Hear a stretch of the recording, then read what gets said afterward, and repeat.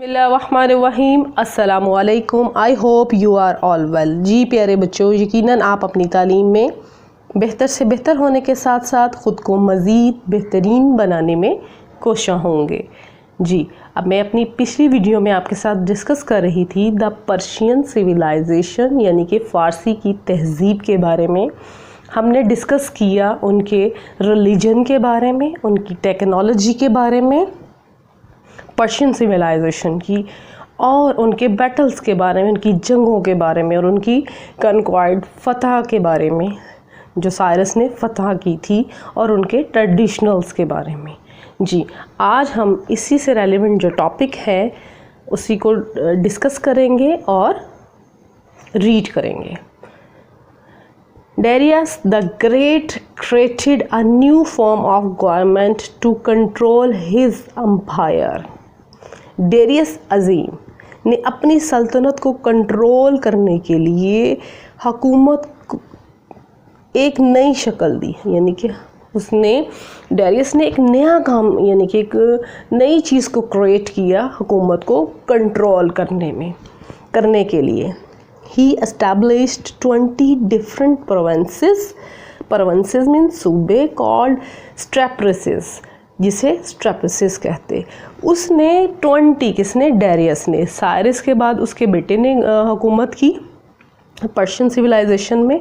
फिर उसका बेटा जो कैबियस था, after the death of Cambyses Darius the Great जो है वो उनका लीडर बना, न्यू लीडर। और इसने गवर्नमेंट को कंट्रोल करने के लिए नए जो तरीके अपनाए उसको हम आज डिस्कस कर रहे हैं इन दिस वीडियो। उसने 20 मुख्तलिफ सूबे कायम किए जिसको स्ट्रिप्स कहते हैं। स्ट्रिप के नाम से उसने सूबे कायम किए। They were led by a governor called a satrap who collected tax and maintained law. इनकी क़यादत एक गवर्नर कर रहे थे, यानी कि जो उसने अपॉइंट किया, मुकर्रर किया एक गवर्नर को, जिसे स्ट्रिप भी कहा जाता है। जो टैक्स को गवर्नर का क्या काम था, जो उसने वहाँ प्रोविंस में स्ट्रिप के नाम से एक गवर्नर को मुकर्रर किया, और उसका जो काम था वो क्या करता, वो एक जो टैक्स को इकट्ठा करता और कानून को बरकरार रखता उस एरिया में, उस इलाके में।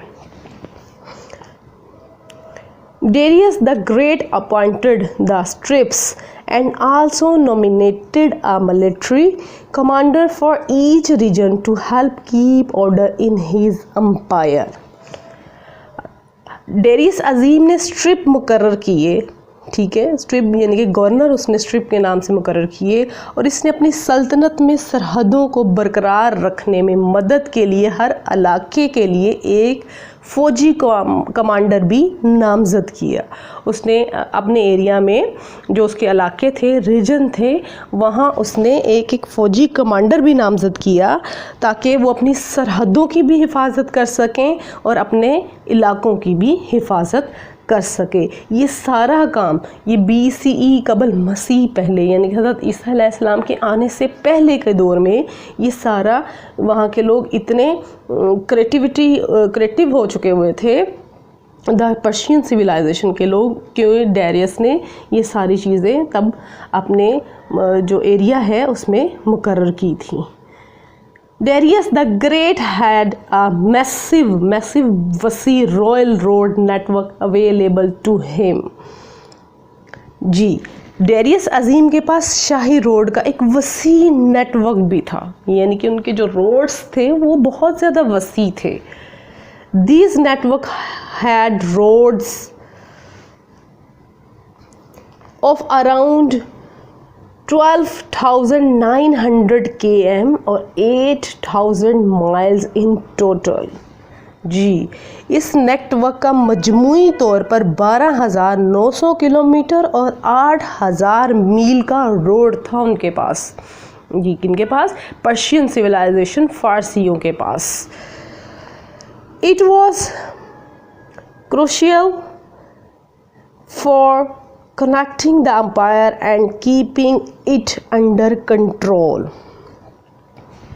सल्तनत को जोड़ने, यानी कि क्रूशियल, अहम सल्तनत को जोड़ने और इसे काबू में रखने के लिए ये बहुत अहम था। क्या? रोड्स का होना। उन्होंने ये बात बहुत पहले ही जान ली थी कि किसी भी मुल्क के साथ राब्ता रखने के लिए, कहीं भी अपना नेटवर्क को बढ़ाने के लिए, चाहे वो ट्रेड करना हो, तजारत करना हो, या अपने सरहदों की हिफाजत के लिए, या अपने मुल्क के अंदर काम करते हुए सड़कों का होना बहुत ज़रूरी था, जिन पर उन्होंने काम किया। और उनके पास 12,900 किलोमीटर तक की जो थी रोड्स अवेलेबल थे, उन्होंने बनाए। वो इस बात को जानते थे। Look at this picture. आप इस पिक्चर में देख सकते हैं कि उन्होंने कितना खूबसूरत, कितना शानदार जो है रोड बिल्ड किए थे। The Persian royal road was highway started from the Susa Sardis. जी, Darius the Great built a highway connecting the Persian Empire from Sosa to Sardis। फारसी सल्तनत को सोसा से सरदिस तक जोड़ने वाली अजीम तमीर शुदा शाहरा भी है, यानी कि सोसा और सरदिस तक जो जोड़ने के लिए उसने एक अजीम शाहरा बनाई। His aim was to ensure smooth and rapid communication across the vast empire. इसका मकसद जो था वो वसी सल्तनत में हमवार और तेज़ रफ्तार मवासलात को यकीनी बनाना था, यानी कि वो चाहता था कि तेज़ रफ्तार, जल्द से जल्द जो मैसेज है वो यानी कि कहीं हम पहुंचा सकें और अपनी आमदो रफ्त को मज़ीद बेहतर कर सकें। The distance between the western and eastern border was around 2700 km। मगरबी और मशरक़ी सरहद के दरमियान का जो फासला था वो तकरीबन 2700 किलोमीटर था। He used his postal service to keep close contact with all the provinces। इसने तमाम सूबों से करीबी राब्ता रखने के लिए अपनी पोस्टल सर्विस का भी इस्तेमाल किया। आप जानते हैं, आपको जैसे कि मैं अपनी प्रीवियस वीडियो में आपको बताया कि सबसे पहले द पर्शियन सिविलाइजेशन में पोस्टल सर्विस का, फ़ारसी की तहज़ीब में पोस्टल सर्विस का आगाज़ हुआ था, यानी कि ख़त का, डाक का जो आगाज़ हुआ था वो पर्शियन सिविलाइजेशन में हुआ था। जी, ऑन ईच रोड, और हर रोड पर देयर वर पोस्टल स्टेशन, उसने पोस्टल स्टेशन बना रखे थे। Where couriers would change horses, जो क्यूरीज थे, जो पैगाम पहुंचाने वाले थे, या as letter made their way to the king, जो किंग के लिए, बादशाह के लिए कोई ख़त लेकर जाते या कोई मैसेज लेकर जाते तो वो उन स्टेशनों पर रुकते और अपने घोड़ों को चेंज करते, यानी कि जो घोड़े थक जाते उनके स्टेशनों पर उन्होंने घोड़े भी रखे होंगे और पोस्टल सर्विस भी बनाए हुए थे जहाँ से वो अपने घोड़ों को चेंज करते और दूसरे घोड़ों में